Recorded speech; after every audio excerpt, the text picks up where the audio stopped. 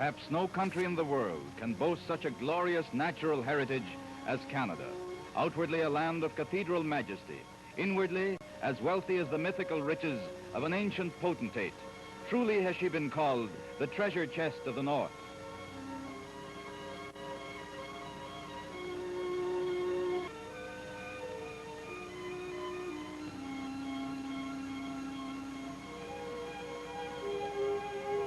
It remained for Canada's hardy pioneers to brave the rigors of climate and the hazards of the virgin countryside in an effort to build a nation. Piercing impenetrable forests, conquering treacherous rapids, defying almost insurmountable obstacles.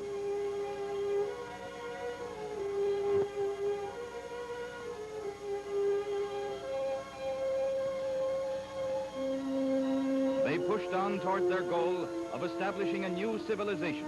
From the soil, rich mineral was to be wrought. From the tall trees, valuable timber was to be cut. And from the surging streams, there was to be derived immense power.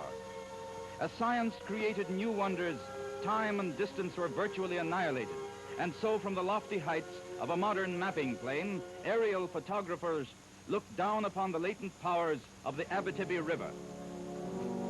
The Abitibi Canyon on the Abitibi River is located some 70 miles north of Cochrane, Ontario, on the Temiskaming and Northern Ontario Railway.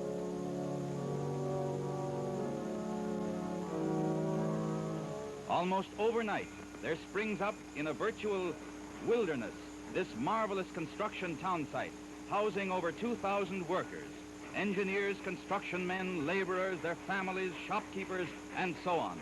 Here a great new project has been set in motion.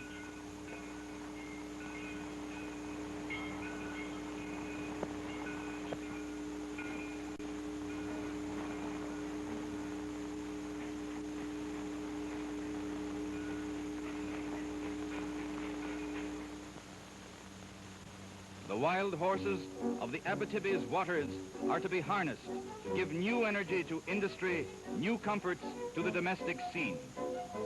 The drainage area above the actual development is approximately 8,000 square miles. September 1930, and the engineers consult on the construction program. Set up over here, Ed. Take a shot down over here. So we hit this line here that's turned off like that. To get access to the east bank, long approach trestles and the 450-foot steel bridge were erected entirely for construction purposes. The west approach trestle was erected first. Then the 150-foot span of the steel bridge was built on concrete piers. Subsequently, the 300-foot span was constructed across the canyon. On the east end of the steel bridge, the long approach trestle on the east side was completed, making it possible to take across the river standard railway equipment, steam shovels, and all the necessary construction equipment for building the high water channel and the spillway. The first work is to drive 2 tunnels in the rock on the west side of the river for unwatering the site of the powerhouse and the dam. To have these ready before the spring floods gives the engineers only a limited time. In order to speed up the job, the shaft is sunk at a point about midway between the north and south portals. The shaft is used to elevate the rock that has to be blasted out for tunnels, powerhouse, and dam. A graphic illustration of how the 2 tunnels are bored. By means of the shaft, work is able to proceed from 8 different headings at once.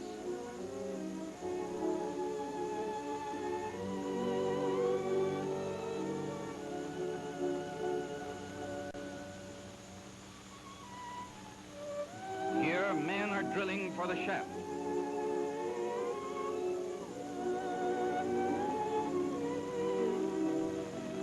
And here is the tunnel excavation. One tunnel is lined with concrete throughout, while in the other, concrete paving is placed in the invert only. And the tunnels are completed, ready to perform the important work of diverting the river's flow. On completion of the tunnels, 2 coffer dams are built to divert the flow of the river through the tunnels and leave the site of the excavation dry.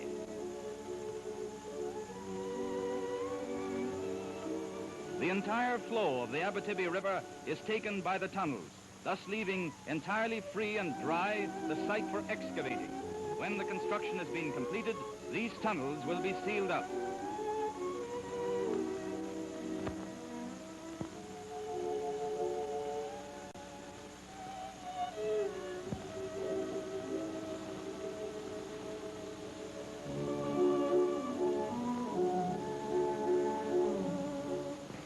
The vastness and thoroughness of the project is illustrated by this section of an extensive installation of railway tracks and equipment. Miles of line, 30 locomotives, hundreds of cars and traveling cranes constitute the equipment.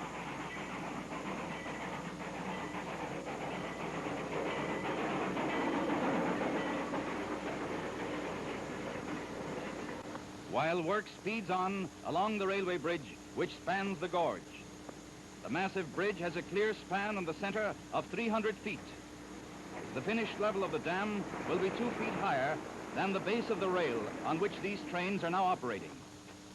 At the same time, a regular department of carpenters are kept busy supplying forms for other phases of the operation.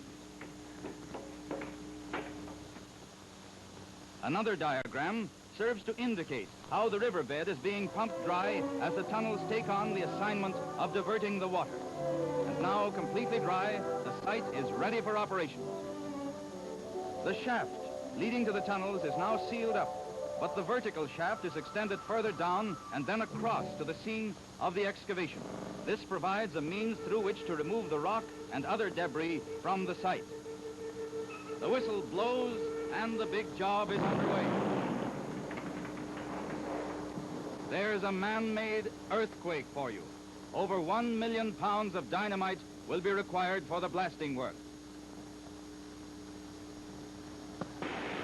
Meanwhile, more drilling goes on elsewhere for further blasting. One of the 10 steam and electric shovels is brought into play to scoop up the earth and rock. This will involve altogether the moving of more than 1 million cubic yards. That's a lot of dirt to have to take.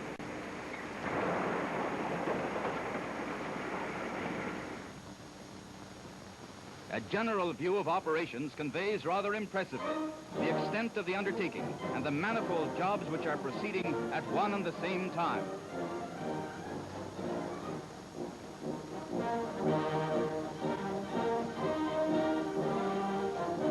Down on the bottom, looking up, so to speak. The only conceivable way to get out of a hole like this, it seems, is to sit on a stick of dynamite. With townsite, bridge, railway, and the myriad other phases of a huge development such as this already attended to, work is about to start in earnest.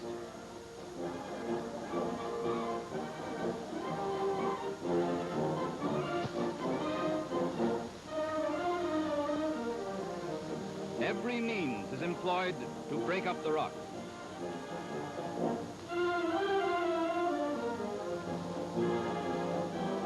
Speed is an essential feature of such a great undertaking, and the clearing work is considerably facilitated by using these skips operated by a cableway. Up on the edge of the gorge, the rock train is rapidly loaded from the busy skips.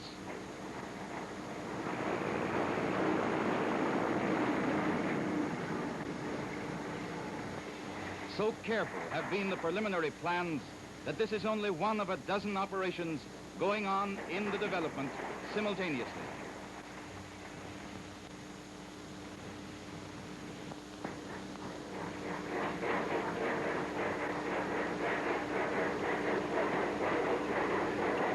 The destination of the rock is the crusher plant, where a perfect example of sound economy will be witnessed, as the rock from the big hole is crushed into aggregate for use in the concrete necessary for various parts of the powerhouse and dam.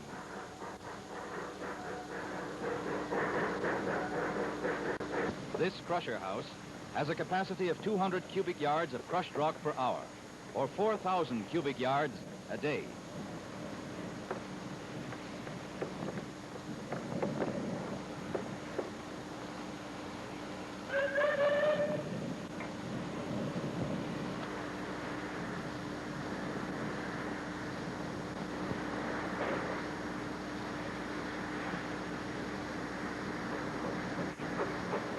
Hauled by cables, the rock cars proceed into the crusher house.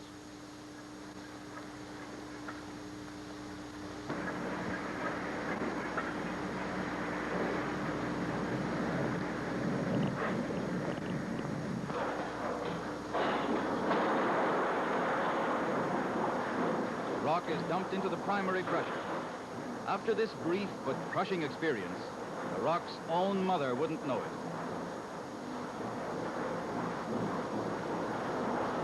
After which it is passed through screens and sorted into various sizes.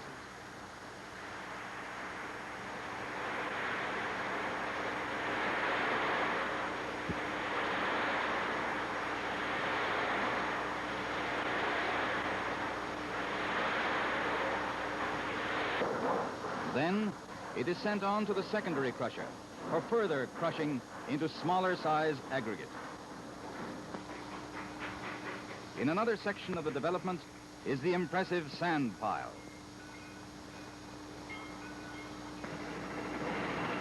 Shovels dig their steel jaws into the grit as avidly as Junior at his Christmas dinner. For the necessary concrete, it is estimated that more than 260,000 cubic yards or 8,700 carloads of sand will be required. Well, with the help of a calculating machine and a lot of perseverance, the number of actual grains might be figured. Time here, however, is much too precious for that.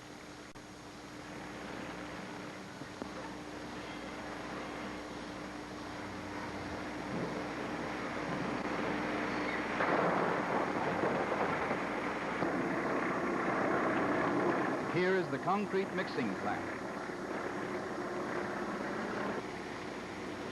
Trains of empty cars are hauled to the mixing plant to stand by for loads of the finished material.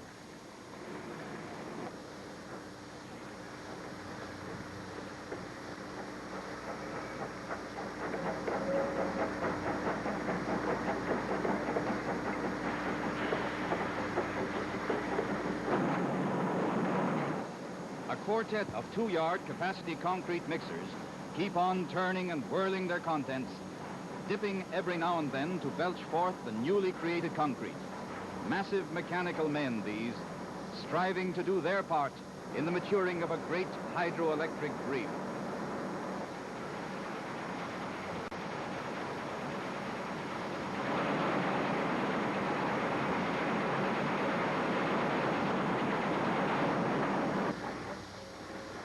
The concrete having been loaded, the cars are off to the scene of operations. A veritable hive of industry.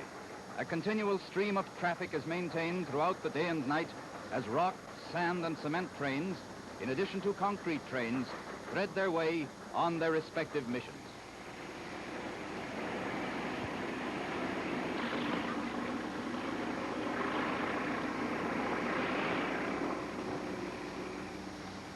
With the gorge its destination, the concrete train makes its way steadfastly.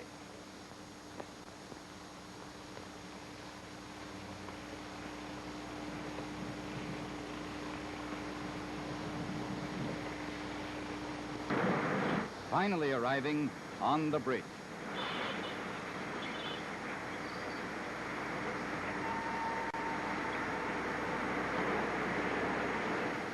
The concrete is then dumped into waiting chutes and slithers downwards on its journey. The hopper cars are speedily emptied.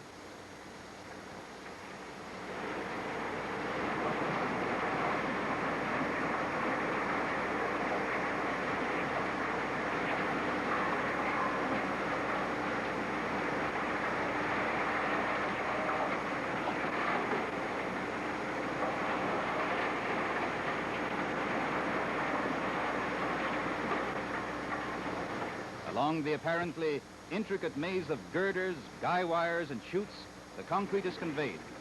This web-like picture of various structures gives an excellent idea of the imposing proportions of the big job. These are the suspended chutes, the ends of which being so designed that they may be readily controlled by the men who direct the placing of the concrete.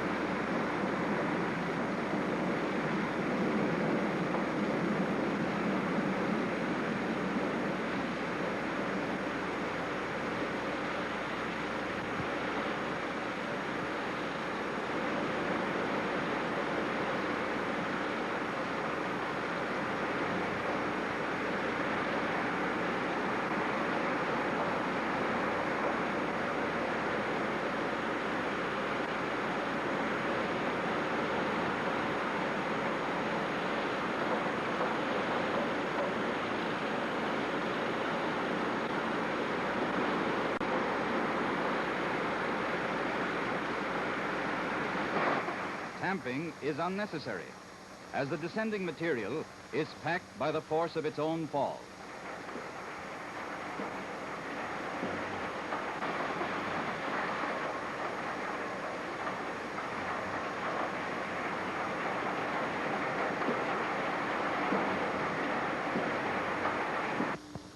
The arrival of noon means, of course, let's eat.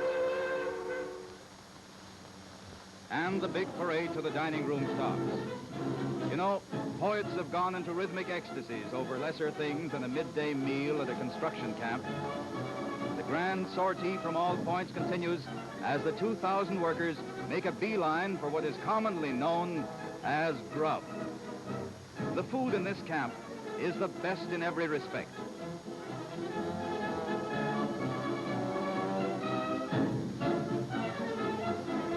More than 3,000 pounds of fresh and cured meats are consumed in the course of one day's meal.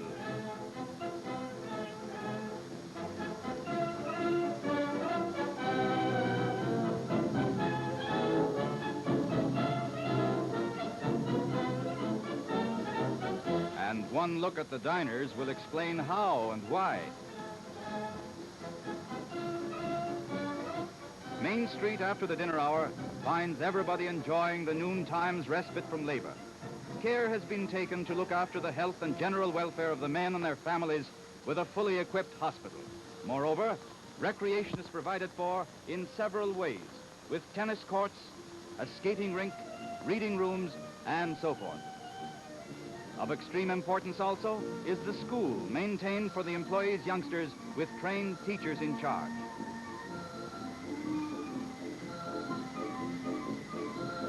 Meanwhile, the Canyon Special rolls into town with supplies and mail.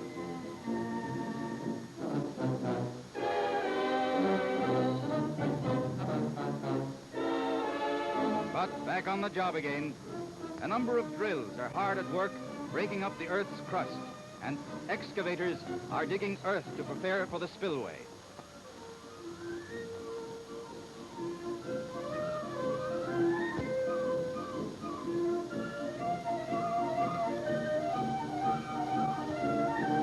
And here may be seen the east training wall, which will border the spillway whose duty it is to carry off the surplus water.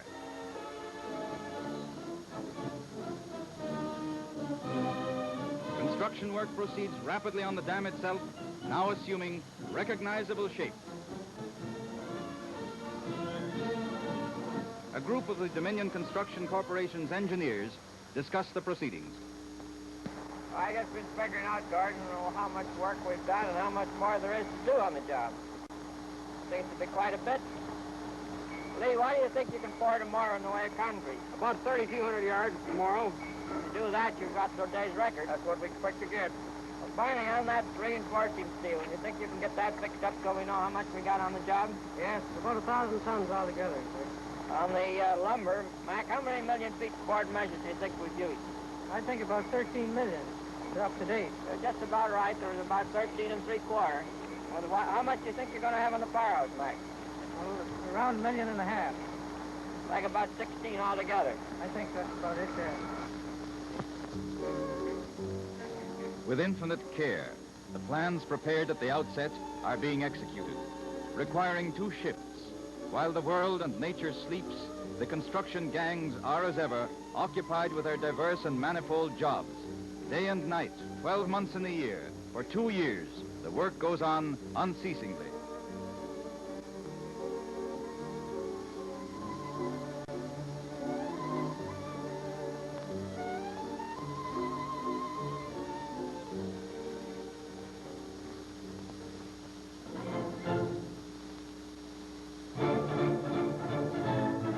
It is November 1931. The early winter snows have come, but the work proceeds unhampered. With the changing of the season, every care has been taken to keep working conditions comfortable. Steam heat is furnished throughout the settlement. Powerhouse foundations have been completed. The great dam gradually mounts towards the sky.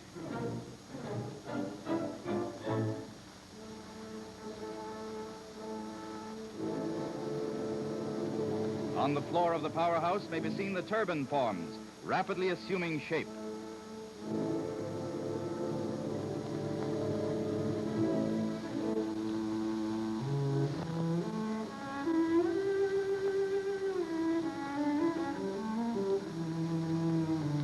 Although sub-zero weather has descended upon the countryside, there is no let-up in the pace of the work. Even now, the huge proportions of the dam itself may be appreciated, spanning the gorge like a magnificent fortress of old.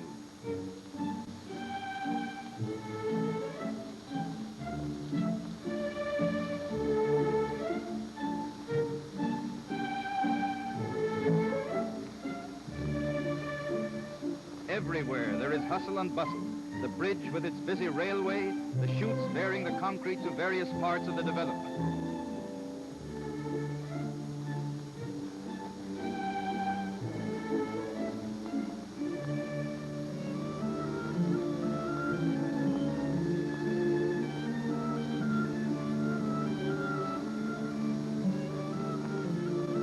Here, a turbine form is being set.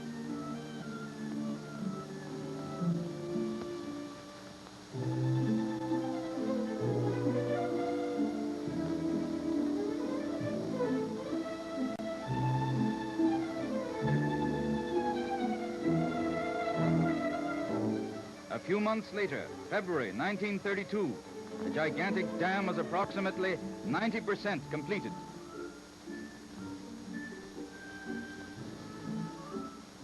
A vivid idea of the rapid progress of the project is afforded in this panoramic view. Only 60 more feet and the dam will be finished. The web-like steel superstructure of the powerhouse rears itself against a transformed landscape. Assembled in the amazingly brief space of 1 month, over 1,000 tons of steel constitute this structure.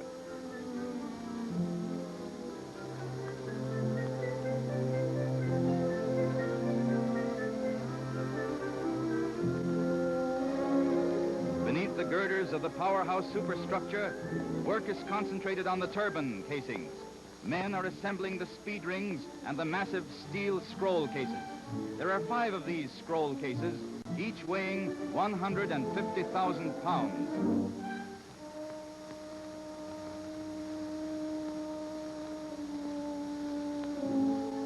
This scroll case is 18 feet in diameter at the large end, tapering to 8 feet at the small end.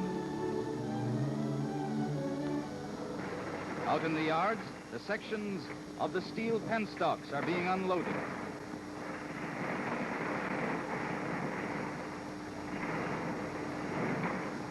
Penstock sections being riveted, a weighty problem since they tip the scales at 20 tons apiece.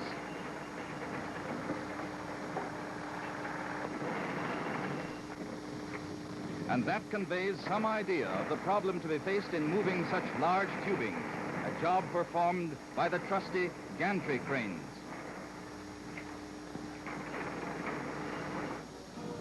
The powerful arm lowers the first section to its final resting place.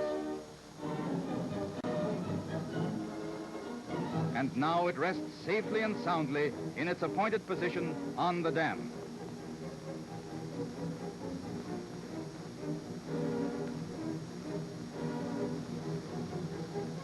In May 1932, the dam is being given the finishing touches, and the tunnels continue to acquit themselves nobly. One of the most impressive phases of the installation is the placing of the floodgates sections. Not only impressive either, since each gate weighs 54 tons. There will be 5 floodgates to regulate the water level. And 4 of the gates are already completed and in position. Meanwhile, all the penstocks with a capacity of 10,000 second feet are in place. With only 2% more to go, the hoppers pour the remaining concrete onto the dam.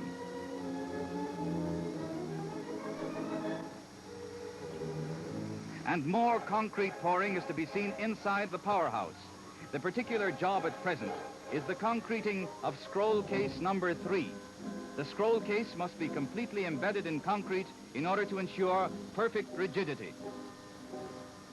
Here are being assembled the rotors for the generators, each rotor weighing 220 tons. Number 4 scroll case has been put in position.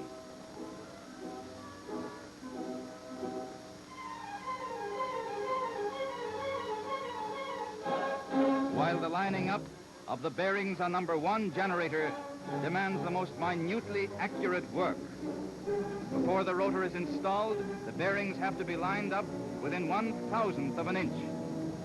The penstocks are being covered by concrete slabs as protection against the elements.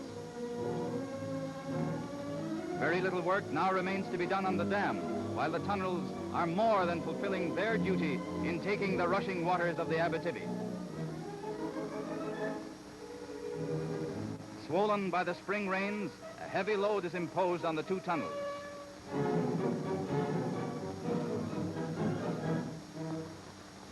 But the labors of the tunnels has come to an end. On June the 12th, 1932, the first of the big gates is being lowered. On top of the portals may be seen 2 scows, which will rise with the water, automatically lifting the head frames built on them and thus salvaging the gate lowering equipment.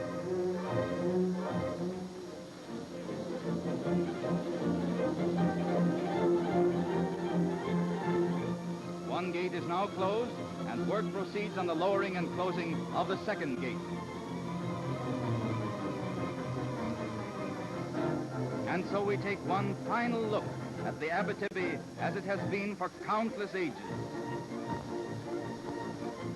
The gates down, the tunnels are as dry as the proverbial bone. Preparations are immediately made to seal up the tunnels with concrete. The tail race is dry, and so too is the spillway, but soon they'll be all wet. Clearing work on the tail race is going ahead quickly, since the river is rising speedily. Before the powerhouse, men are engaged in clearing away impeding rocks and obstacles in the tail race to take care of the water after it has done its work of turning the generators. The water creeps higher and higher, licking the face of the massive dam almost defiantly. Held back by the hand of man, the rushing Abitibi waters start to fill up the forebay. Up it goes, first at the rate of 1 foot per hour, then as it reaches the halfway mark, it moves up only 6 inches per hour. The slower rate is, of course, due to the ever-increasing area of the forebay. After 93 hours, the river finally reaches the edge of the spillway. Feelings are tense throughout the development as the river prepares to test man's ingenuity. In a moment or two, the water will be over the top.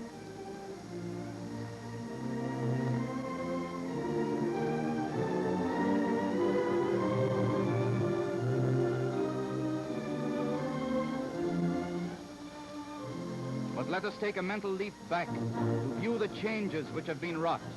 Once a peaceful river, winding its ribbon-like way through natural canyon walls, now stemmed by the hand of man. The water is backed up, and the river eventually takes on the appearance of a great lake. Then the canyon is no more.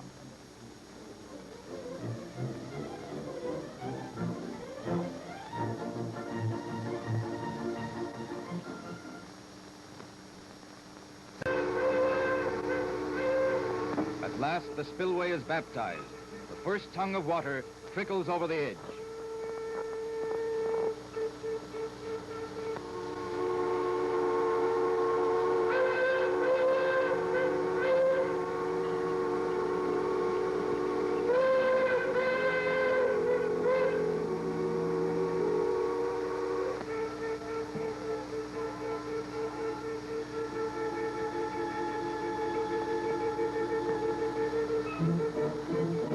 Slowly but surely, growing in volume and gathering momentum, the Abitibi's white horses pour themselves down the spillway. It's a great day in these parts.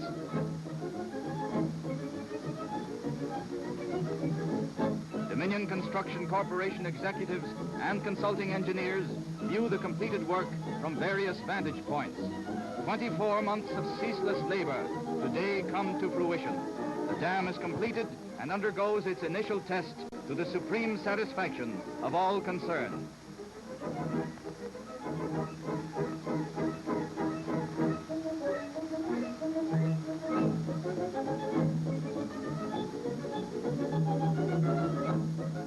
Like an expanse of liquid velvet, the river slides down and down.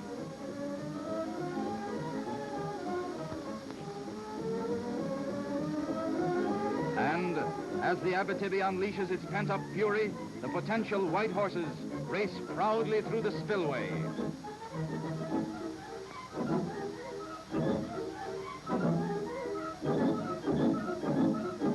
Seething in its intensity, the water surges along, a truly marvelous illustration of the forces of Mother Nature. Boiling and churning, the water carves a natural path, undermining loose earth in its frantic course. H.F. McLean looks on intently.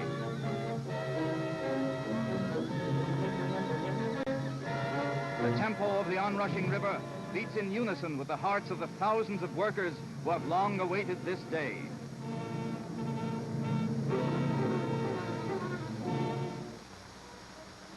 And so, from a bird's eye view, there is to be seen a modern miracle. The face of nature has been lifted, her contours bent and twisted to the will of Canadian enterprise.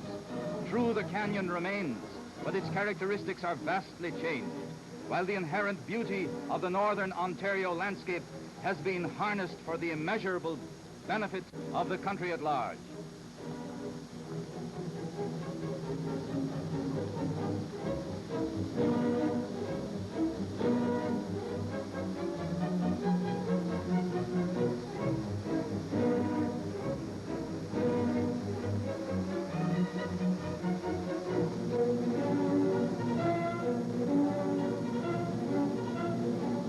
Now in flood stage, and the white horses toss their glistening manes wildly to the breeze.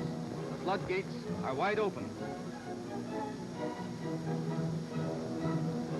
A tidal wave fashioned by human hands, swishing and surging along. The water has tried to defy the masterminds responsible for dam and spillway, but the water has to acknowledge defeat.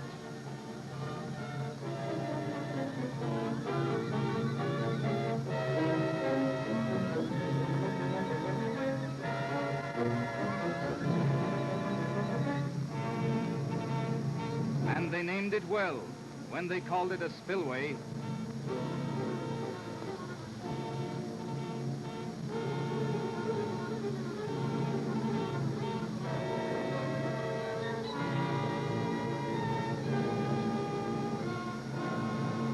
Leaping liquid like a maddened dog, almost reaches to the top of the training wall.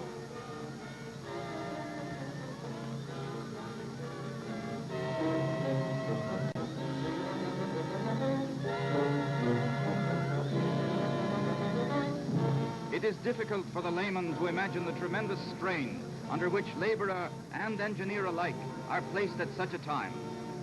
It is much more than a mere construction job well done. It is much more than pride in work. Rather is it a symbol of justified sacrifice in the interests of a great dominion.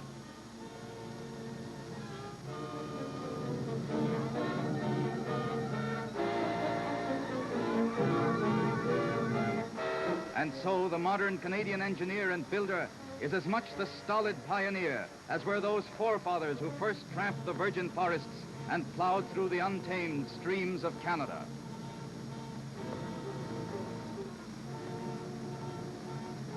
And proof of the national significance of the undertaking is the visit of the Governor-General and Lady Besborough.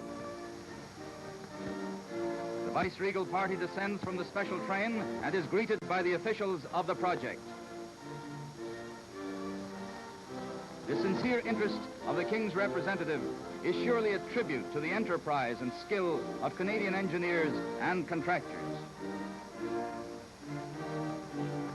And so Lord and Lady Besborough express their eagerness to be conducted over the great project, and apparently they do not intend to miss a trick. Conducted by the officials of the Dominion Construction Corporation, they are obviously enjoying every minute of the adventure, viewing the spillway.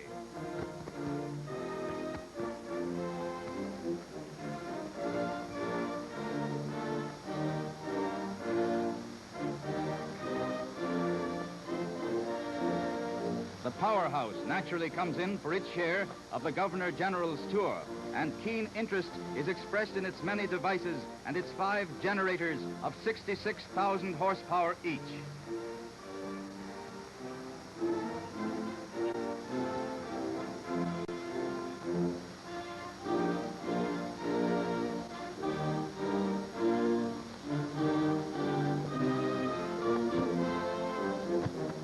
And thus have the representatives in Canada of His Majesty King George V witnessed the maturity of what was once a mere vision, a combination of the regal powers of nature and the inexhaustible planning and work of human beings.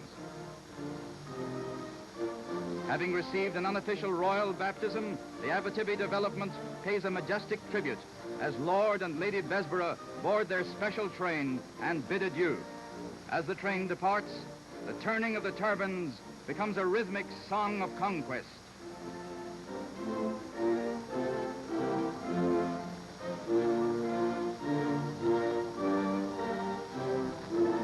And by the aluminum branches of these great steel trees, the precious current goes forth from the Abitibi to do its duty in 101 different ways, surging east and west and north and south along transmission lines which penetrate all corners of the province.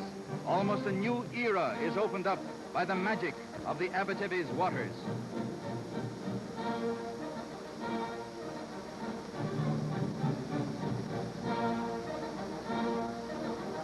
Magic which animates the wheels of great pulp mills. Magic which gives light and energy to Ontario's rich mines. Magic which fills her famous smelters with the necessary power and heat. Magic which gives new power to Canada's great nickel plant. Magic in the home lightens labor and increases the efficiency and quality of the housewife's cooking. And magic which makes for cheaper refrigeration in the home. Back at the canyon, another transformation has taken place. The huge construction town site has disappeared.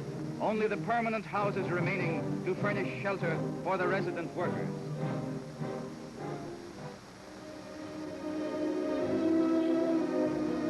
This monument to the sons of Martha is a token of reverent remembrance to those who sacrificed their lives on this great project.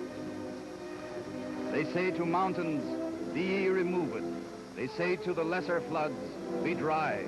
Under their rods are the rocks reproved. They are not afraid of that which is high. Then do the hilltops shake to the summit. Then is the bed of the deep laid bare, that the sons of Mary may overcome it, pleasantly sleeping and unaware.